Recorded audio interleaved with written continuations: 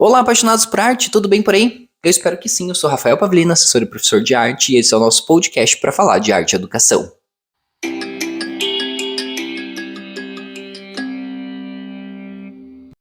Seja bem-vinda, seja bem-vindo ao meu podcast. Aqui a gente fala de arte, de educação e de arte e educação. Linguagem simples, clara e objetiva, mas sem ser simplista.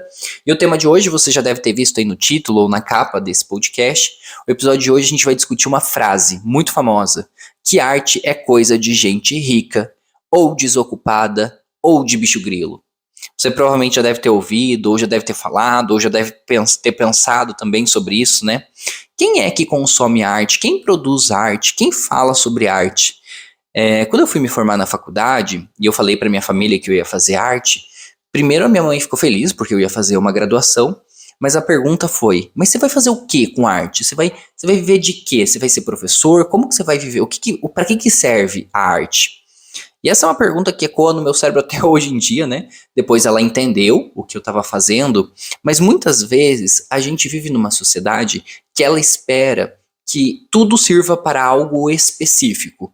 E as pessoas não conseguem entender que a arte é um pouco maior do que tudo isso. Então hoje eu vou discutir um pouco esse assunto com vocês. Você também já deve ter ouvido ou já deve ter falado, isso é muito comum escutar as pessoas falando, né? Ai, minha vida tá muito difícil, tô cansado, daqui a pouco eu vou largar tudo e viver da minha arte na praia. Vou viver de vender minha arte na praia. Essa frase, apesar de eu entender que as pessoas falam em tom de brincadeira, que elas estão sendo irônicas e tal, ela é tão problemática em vários aspectos, porque se a gente parar pra pensar, ela tá sendo usada pra dizer que a arte é uma coisa menor, que o artesanato é uma coisa menor, tipo, eu vou largar tudo que é sério e vou viver da minha arte na praia. Então significa que a arte é algo mais simples, que qualquer um pode fazer. Mas quando a gente propõe, quando a gente leva essa discussão para um outro nível e quer trazer essas discussões sobre quem faz, quem produz, quem consome arte, o buraco fica um pouquinho mais embaixo. Então a ideia desse episódio de hoje é a gente trazer essas duas frases para refletir sobre elas. Então a primeira coisa, arte é coisa de gente rica? A gente sabe que no mundo que a gente vive, no país que a gente vive, num nível de desigualdade social gigantesco, consumir arte não deixa de ser um luxo.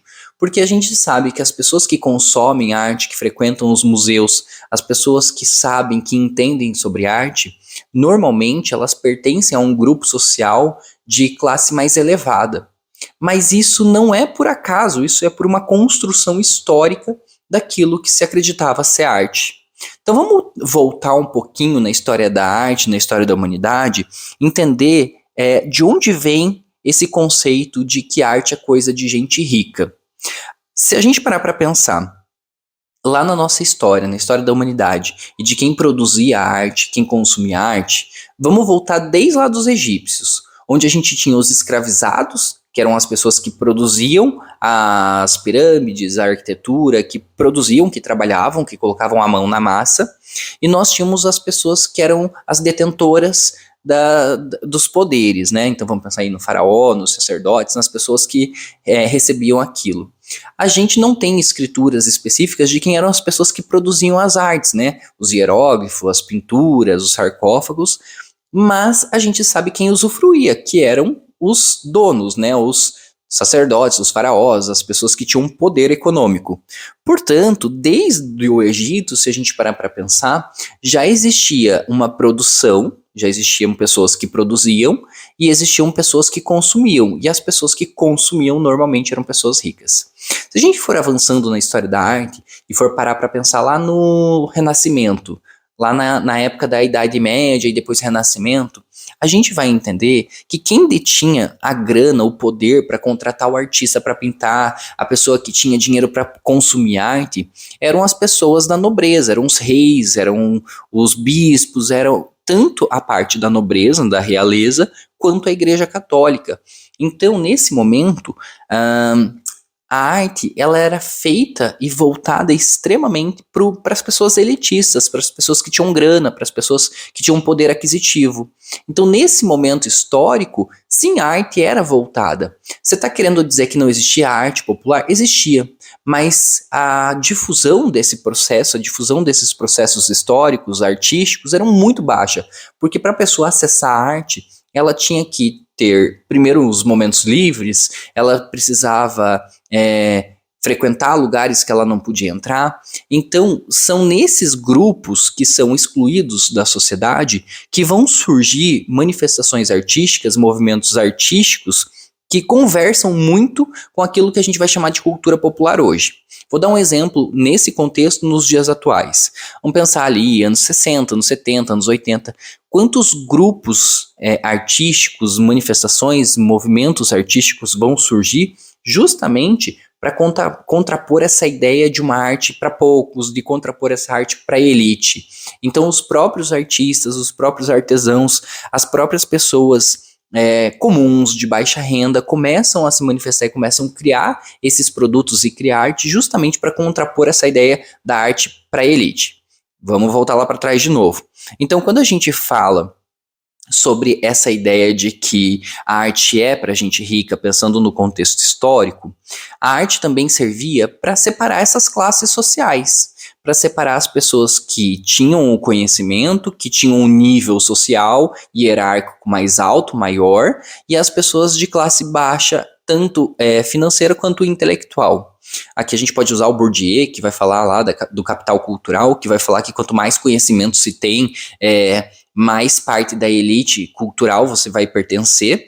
A gente vê isso até hoje em dia, as pessoas que vivem de arte, a gente pode separar nesses grupos, né, daquelas pessoas que se acham superior, né, porque leram muito, porque conhecem muitos artistas ou porque colecionam obras de arte, mas a gente pode pensar no dia a dia, a gente pode pensar isso de uma forma mais difundida. E aquelas pessoas que consomem, produzem arte de forma coletiva, colaborativa, que não ficam presas aos museus ou que não ficam presos aos lugares elitistas, que conseguem difundir a arte. Então, quando a gente pensa nesse contexto histórico e social, a gente também pode pensar na exclusão de alguns grupos específicos que produziam arte. Se a gente pegar livros de autores clássicos aí da história da arte, se a gente pegar Jules Argan, se a gente pegar Ernest Gombrich, Graça Proença, se a gente pegar esses autores que são os mais famosos, os mais renomados e que tratam da história da arte, a gente vai ver o apagamento de artistas mulheres, a gente vai ver o apagamento de artistas periféricos, de pessoas negras, de indígenas, de pessoas LGBTQIA+. Então, o próprio sistema da arte, ele automaticamente excluía muitos grupos de pessoas. E essa exclusão desses grupos de pessoas também faziam com que as pessoas não se reconhecessem nas obras de arte, não se reconhecessem na produção de arte e por isso se sentissem cada vez mais afastadas. Então, se eu não tenho uma representação, se eu não tenho obras de arte feitas por pessoas parecidas comigo, ou que eu consiga me ver nessas obras, eu automaticamente vou me separando, vou me excluindo desse lugar, eu vou me afastando. Então, quanto mais obras de arte produzidas por diferentes grupos, mais proximidade eu vou ter. Como a história da arte é extremamente elitista nesse ponto, eu me distancio. Eu vou me colocando numa posição inferior, como se aquele que entendesse de arte, aquele que sabe de arte, ele está num nível intelectual maior, melhor, e eu, enquanto não consumo, não conheço arte, estou inferior. Isso é uma construção histórica que se deu ao longo de muitos anos e que até hoje essa ideia se perpetua. Uma ideia totalmente equivocada e que não faz o menor sentido no século XXI, mas que a gente ainda escuta muito. Outra ideia que eu trouxe é falar sobre essa separação da arte e usar as classes sociais como pano de fundo, né? A gente usa a arte como pano de fundo para manter as classes sociais e essa organização, né? Então, é só rico que faz arte? É só gente rica que consome arte? E aí, vamos pegar o que está acontecendo lá na novela, né? A gente tem aí a novela das 9, Heleninha Reutemann. Então a gente vê que ela é uma mulher que não faz nada da vida, fica ali o dia inteiro, então ela fica em casa, ela é uma artista, ela produz quando ela quer, cheio de problemas psicológicos, intelectuais, de convivência. Então a TV tá ali gerando o estereótipo de que o artista é essa pessoa meio alheia ao mundo, que é aquela pessoa que está vivendo os problemas, que não tem relações saudáveis. Então a própria televisão, a própria novela vai reforçar esse estereótipo desse artista que é muito louco, que é muito estranho, que é muito distante das pessoas do dia a dia, das pessoas, entre aspas, aqui normais, né? Já quando a gente vai para o mundo real, a gente vai ver que as pessoas que estão produzindo arte são as pessoas do dia a dia, são as pessoas que moram próximas a gente, é a pessoa que está ali vendendo a sua arte na rua, ou é a pessoa que abriu um ateliê com os seus amigos e está produzindo, ou são as pessoas que frequentam o museu, têm um trabalho fixo de manhã e depois vão tentar viver de arte à tarde, porque a gente sabe que viver de arte no Brasil é difícil.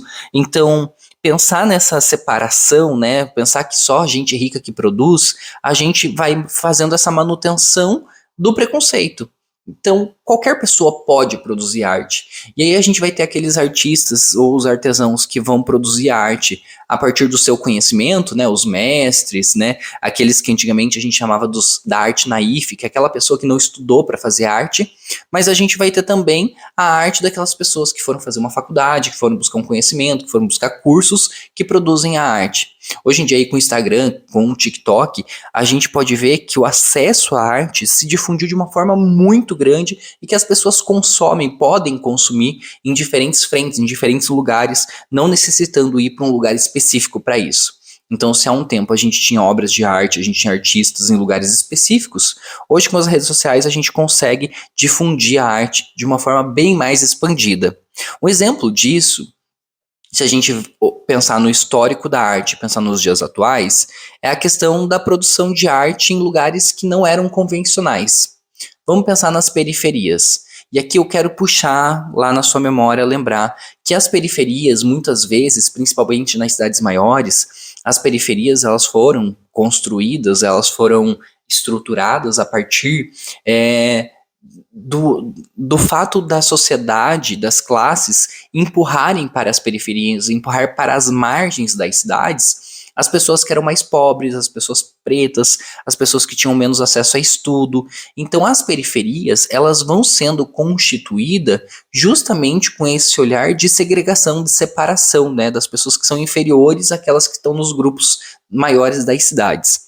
E aí, muitas vezes, esses próprios grupos, eles não conseguem acessar e não conseguem frequentar lugares que produzem arte, eles não conseguem frequentar os museus, teatros, espaços expositivos.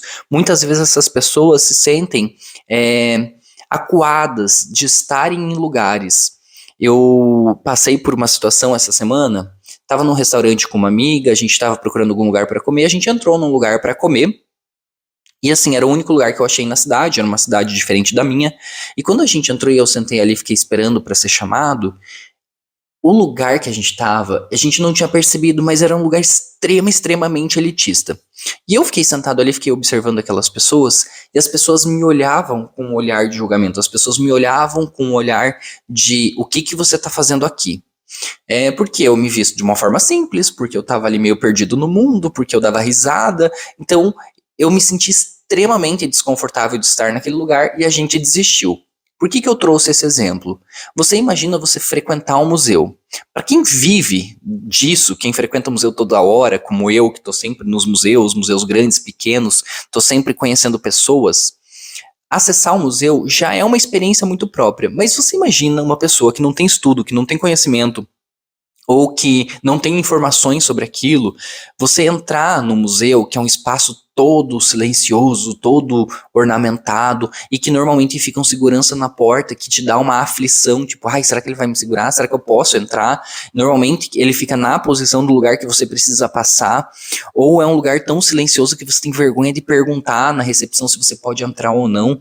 Então essas pessoas que estão nesses lugares, que estão à margem da sociedade, elas começam durante um tempo produzir as suas próprias artes. Elas começam a produzir a sua própria música. Então vamos pensar aqui, né? O próprio samba, as próprias músicas, né? O pagode, o samba, são músicas que vão surgir nesses movimentos periféricos, inclusive um pouco depois da época da escravidão, onde os negros vão ficar nos quilombos. Então eles, como não têm acesso à arte erudita, à arte clássica, eles começam a produzir a sua própria arte. Isso vai valer para o grafite, para a literatura de cordel, que vai acontecer no Nordeste, quando as pessoas não têm acesso àquela cultura elitizada, aqueles lugares elitizados, eles começam a criar a sua própria cultura. E aí vai surgir o cordel. A gente pode falar do funk, que vai surgir nas favelas e que vão surgir num intuito de fazer uma manifestação artística muito pessoal, muito individual, né? As músicas do funk nas suas letras, no rap, vão trazer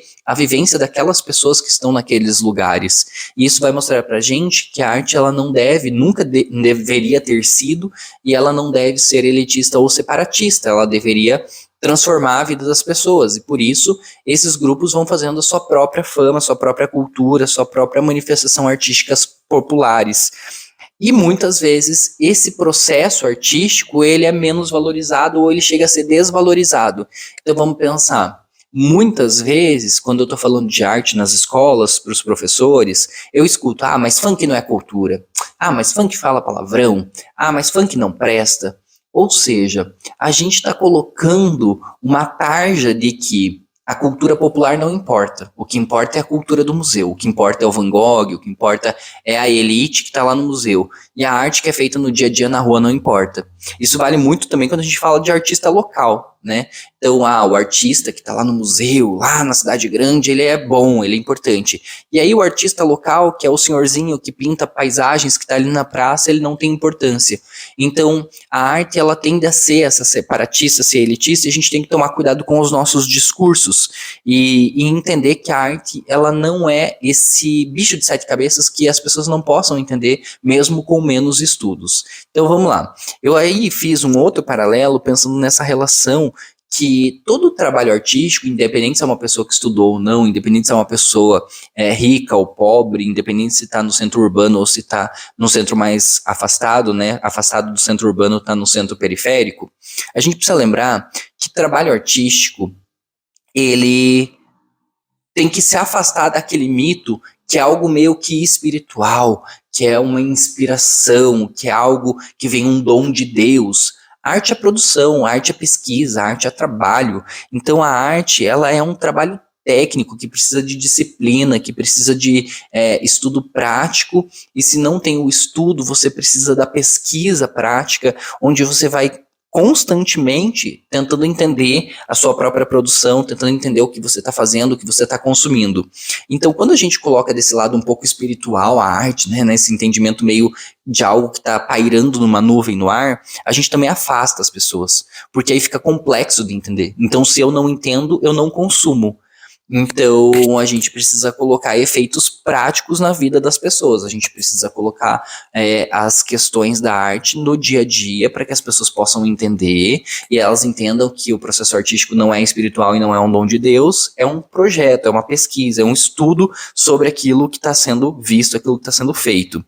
Outra questão que é bem importante da gente pensar, isso aqui também eu já falei hoje, mas eu sempre falo nas minhas formações, o quanto é difícil viver de arte no Brasil.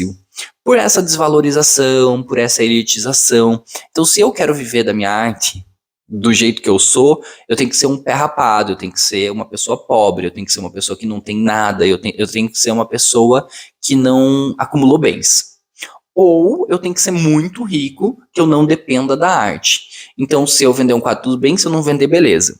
Então, eu quero ser músico, quero viver da música. Então, você só vai se dar bem se você for aquele sertanejo que estoura uma música muito famosa.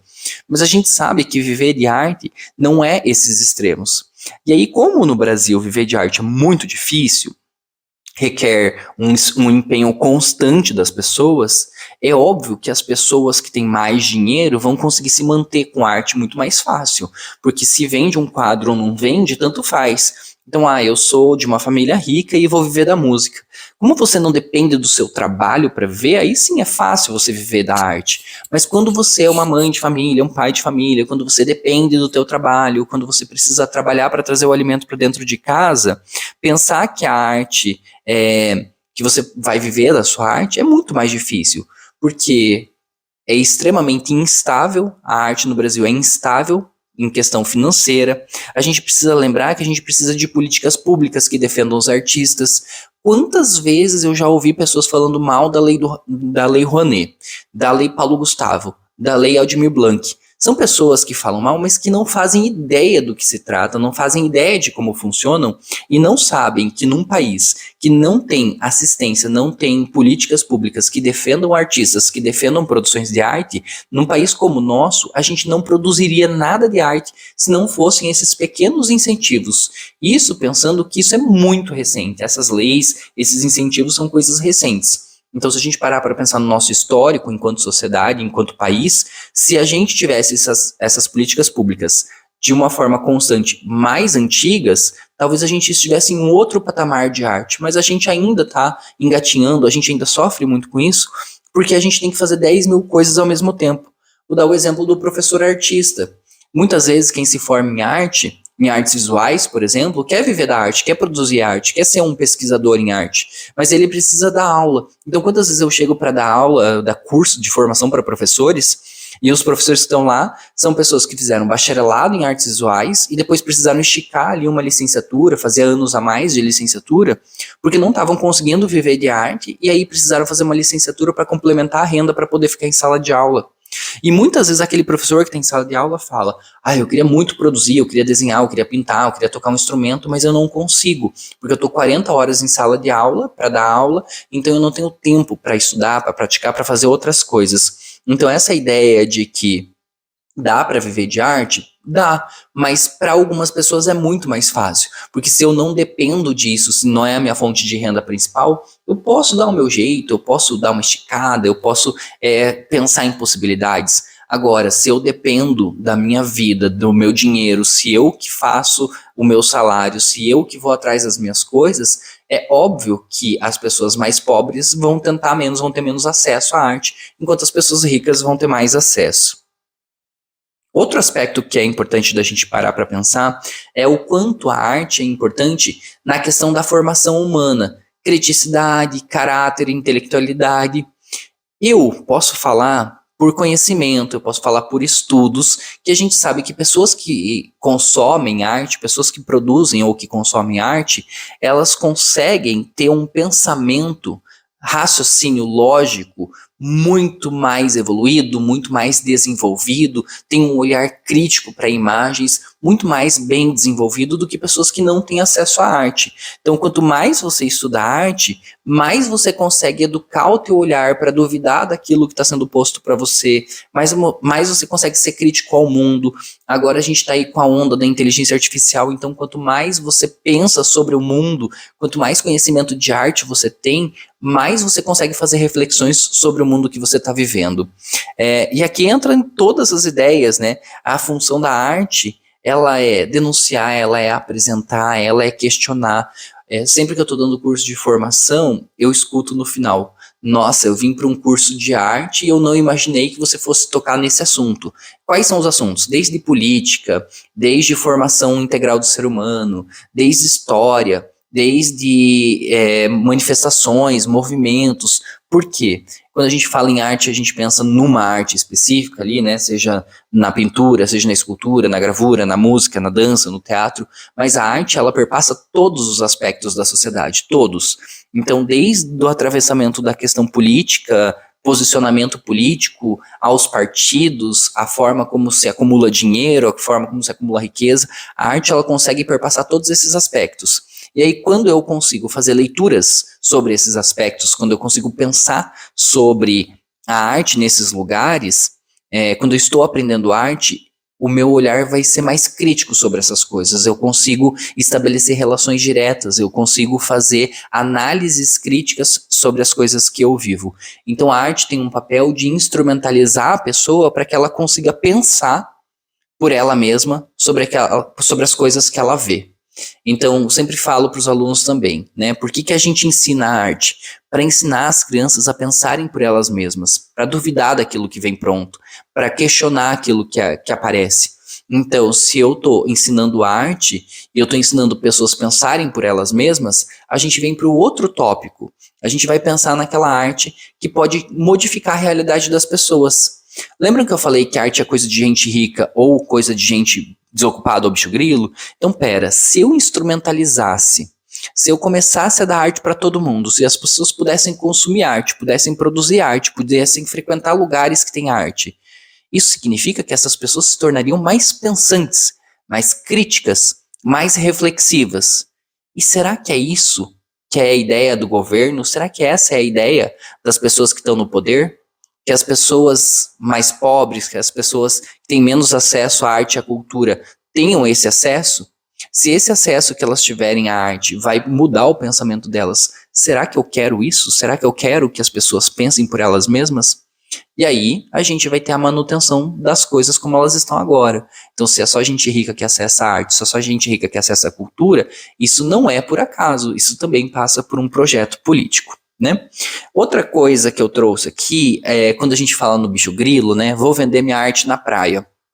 Essa frase ela me incomoda muito porque ela coloca o artesão, o artista popular, aquele que faz a sua arte para vender na feirinha, na feira de artesanato, para vender na praia, coloca essas pessoas como se elas fossem inferiores, como se fosse algo menor, como se fosse algo que confunde as pessoas, que essa pessoa não se preocupa com o mundo, não se preocupa com a vida. É óbvio que existem todos os tipos de pessoa. Existem todos os tipos de pessoa. Mas aí vamos usar a comparação da novela que eu trouxe. Quem que você acha que está mais preocupado com o mundo, com a vida? O cara que está ali na praia, que está pegando materiais do chão, materiais recicláveis para fazer um colar, para fazer uma pulseira? Ou você acha que a Heleninha Reutemann, que tem uma casa, uma mansão, que bebe e que fica lá produzindo quando quer e vende quadros e que tem uma vida toda turbulenta? Então, muitas vezes, a gente coloca o artista, o artesão, a pessoa que vive de arte na praia, entre parênteses, muito como essa pessoa que não se importa com a vida, que não se importa com o mundo, que está contra o sistema. E não necessariamente as pessoas sejam desse jeito, não necessariamente as pessoas precisem pensar dessa forma e se abster do mundo para produzir. Isso vem muito do estereótipo, e o estereótipo também das culturas que são diferentes da nossa. Então, se eu sou um louco do capitalismo, que está correndo atrás do relógio, que está toda hora tentando produzir coisa, que está alucinado tentando manter os meus privilégios, que está toda hora correndo atrás de alguma coisa, sempre que eu vejo uma forma alternativa de vida que não comparada com a minha, que não é igual à minha, eu vou comparar e eu sempre vou achar que o outro está buscando menos. Vamos exemplificar aqui. Eu tô aqui no hotel, correndo durante a semana toda, daí tô parando aqui alguns minutos para gravar esse podcast, para tentar subir na plataforma, porque eu preciso sair correndo daqui, porque eu vou para outro lugar e eu vou gravar não sei o que, eu tenho que produzir não sei o que, eu tenho que dar curso. E aí quando eu vejo uma pessoa que tá vivendo da arte, que tá ali na pracinha, vendendo artesanato, eu falo, nossa, que vida boa, queria ter a vida desse aí, ó, esse aí não se preocupa com nada. Então, pera, eu tô comparando a minha vida com a dele, porque eu tô louco, correndo atrás das coisas, e ele tá ali parado, vendendo a arte dele. Então, significa que eu tô balizando que o trabalho dele é menos importante do que o meu, porque eu preciso estar produzindo o tempo todo, enquanto ele, na visão dele, não precisa. Mas entendem que essa é uma visão que eu construí, uma visão minha e que não diz respeito a todo mundo? Vocês entendem que a problemática está na minha fala, nas minhas ações e não naquela pessoa? Então isso passa pelo estereótipo da gente colocar no outro, quando a gente chama de outro, quando a gente coloca na perspectiva da nossa vida o que o outro está fazendo. E aí a gente tem que tomar cuidado, porque essa liberdade estética, essa liberdade de pensamento, ela acaba sendo confundida com alienação. A gente fala que aquela pessoa é alienada, né? Nossa, não sabe o que está acontecendo no mundo, está alienada. Mas calma, porque essa alienação que a gente coloca é a partir da nossa perspectiva, do nosso ponto de vista, de pessoas que estão doidas, correndo atrás de tudo, querendo resolver mil coisas ao mesmo tempo. E aí a gente precisa lembrar que muitas vezes a arte serviu como forma de resistência à sociedade como estava. Vamos pegar aí os movimentos, né, o tropicalismo, vamos pegar os movimentos que surgiram aí durante a ditadura militar, os novos baianos, vamos pegar artistas que foram uma forma de resistência ao modelo que estava posto de sociedade, a forma como a sociedade estava vendo o mundo e a arte. Então, muitas vezes, essas pessoas que são tidas como diferentes, como anormais, como pessoas loucas, alucinadas, são elas que conseguem reverter a situação da sociedade e que conseguem minimamente manter a sanidade nesses casos, que conseguem reverter situações que pareciam irreversíveis. E aqui eu estou falando de vários momentos e vários aspectos, né? Então a arte, muitas vezes, ela é usada como uma ferramenta para a gente conseguir lidar com as frustrações, com o mundo, com as derrotas, com as questões que estão acontecendo no mundo e na vida, e ela serve como essa ferramenta para tentar provocar, para tentar mudar as coisas. Então, não necessariamente a pessoa que está ali, que está vivendo da arte, ela está alheia ao mundo, e muitas vezes ela é a ponte de ligação entre o passado e o futuro, entre o presente e o passado. Então, a arte tem o papel justamente de fazer esses elos de ligação entre o popular, o erudito, aquilo que foi, aquilo que vai ser, e também aí buscando romper os padrões daquilo que é dito como normal, os padrões normativos. E também agora, por último, mas não menos importante, a gente precisa lembrar quem é que define o que é arte. Estava dando curso de formação e eu estava explicando que o mestre Vitalino, estava explicando quem era o mestre Vitalino, estava explicando alguns artistas, falei sobre o J. Borges, que ele é um artista nordestino e que produzia xilogravura. Estava falando sobre literatura de cordel e estava explicando, né? A literatura de cordel, surgiu e durante muitos anos ela era vista como uma arte popular, ela era vista como menos importante, quase como um artesanato. Ela tinha uma visão, as pessoas tinham uma visão muito limitada sobre o que era e como se vivia com a xilogravura. Até que, em um certo momento, o mundo da arte começou a olhar para Chilo, começou a olhar para a literatura de cordel e começou a pegar para si a arte, começou a se apropriar desses movimentos dos artesãos, dos movimentos da xilogravura, da literatura de cordel, e começou a colocar dentro dos museus, começou a colocar o olhar da arte sobre aquilo. E aí a literatura de cordel ficou cara. Aí as pessoas, alguns artistas de literatura de cordel foram engolidos pelo sistema da arte e deixam de produzir de forma artesanal e começam a produzir com outros aspectos. O que eu estou querendo dizer com isso? Que muitas vezes esse aspecto que se tem na cabeça de que a arte é para ir para a pessoa X ou para a pessoa Y tem a ver com o mercado da arte. Vamos dar o exemplo da banana na parede. Exemplo clássico que eu sempre dou aqui. Se o meu pai pegar uma banana, colocar como uma silver tape na parede, não vai ser arte, não vai ter status de arte, não vai valer dinheiro. Mas o Maurício Catelan, que é aquele autor, aquele artista, ele fez isso, ele colocou a banana na parede e a banana foi vendida aí por milhões de dólares. Então, o que acontece? Por que essa pessoa ganha, essa obra ganha esse status e tem essa importância e o meu pai não? Então, aqui a gente precisa lembrar quem é que confere o status de obra de arte para as coisas. E muitas vezes esse status de obra de arte, esse status de arte, ele também já é dado e já é gerado justamente pelos interesses econômicos das coisas, o interesse econômico que tem por trás. Então a banana presa na parede vai ser vendida por milhões de dólares, enquanto o CD, o disco lá que toca funk lá na periferia, vai ser vendido por R$10. Então, o sistema da arte também escolhe quem ela quer acolher, o sistema da arte escolhe quem deve ser, quem pode usar a arte, quem pode frequentar a arte. Quando eu fui numa cidade, esses tempos atrás, eu fui no parque da cidade, tinham alguns museus nesse parque, e os museus não abriam no sábado nem no domingo. Então eu falei, eu queria visitar o museu, não, é de segunda a sexta, das 10 às 4. Falei, nossa, de segunda a sexta, das 10 às 4, então calma. Quem é a pessoa que pode, de segunda a sexta, das 10 às 4, visitar o museu?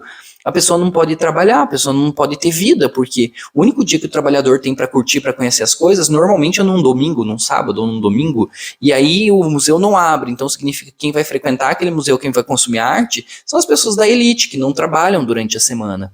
Então todos esses elementos, né, todos esses aspectos, eles vão servir para a gente entender que a arte, ela vai ter os escolhidos na hora que ela faz essa seleção de quem é artista, quem é artesão, quem é a pessoa que sabe, quem é a pessoa que não sabe, mas também muitos desses aspectos têm a ver com a manutenção dos privilégios, dos poderes.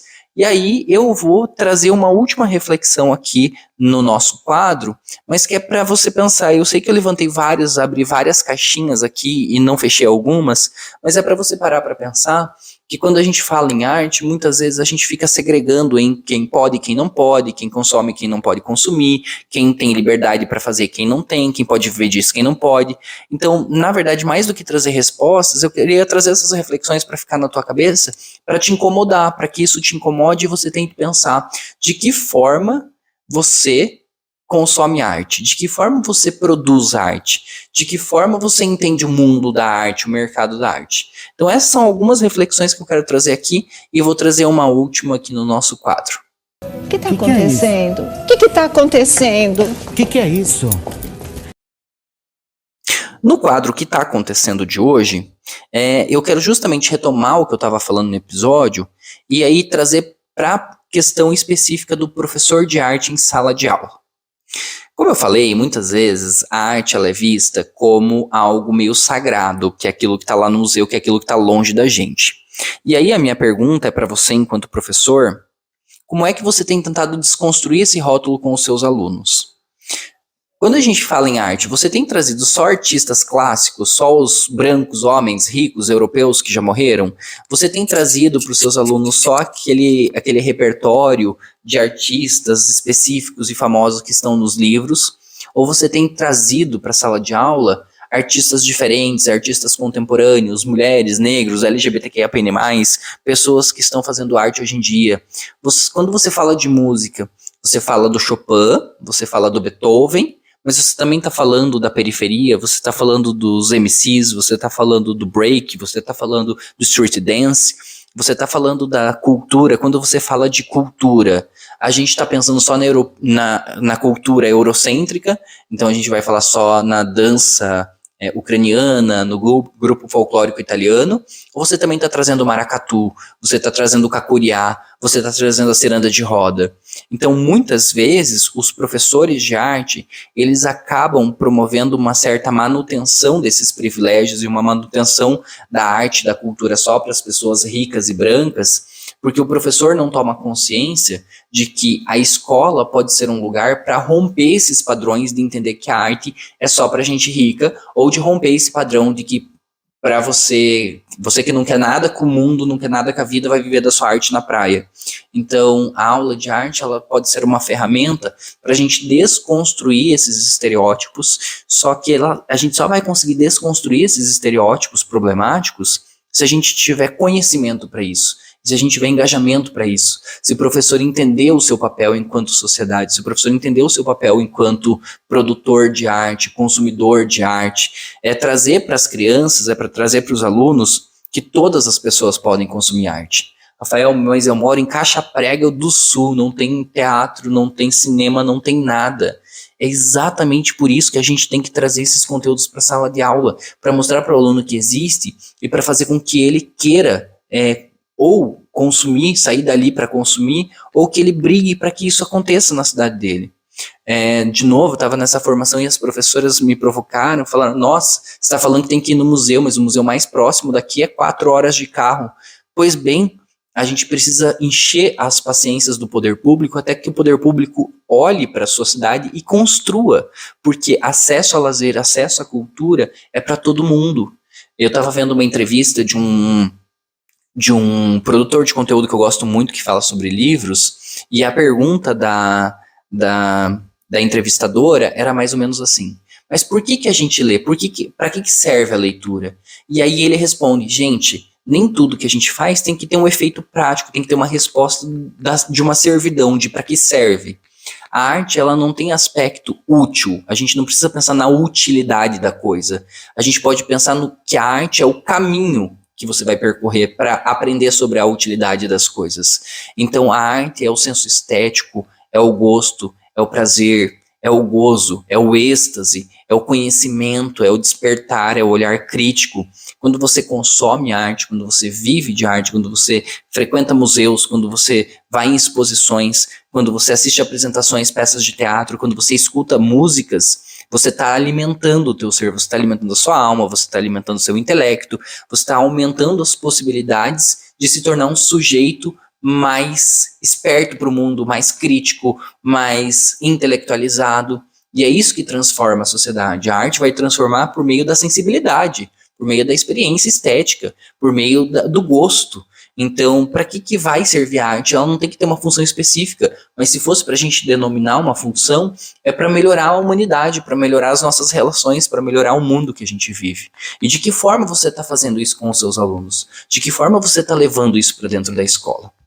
Bom, enfim, era isso. Eu não sei se eu falei tudo que eu queria falar. Eu anoto os pontos principais daquilo que eu quero falar, mas eu sempre me perco no meio do caminho. Eu espero que eu tenha te ajudado em alguma reflexão, em que você pare para pensar. E se você concorda ou discorda, escreve aqui nos comentários. Deixa aqui nos comentários, seja no Spotify, onde você está me ouvindo, seja no YouTube.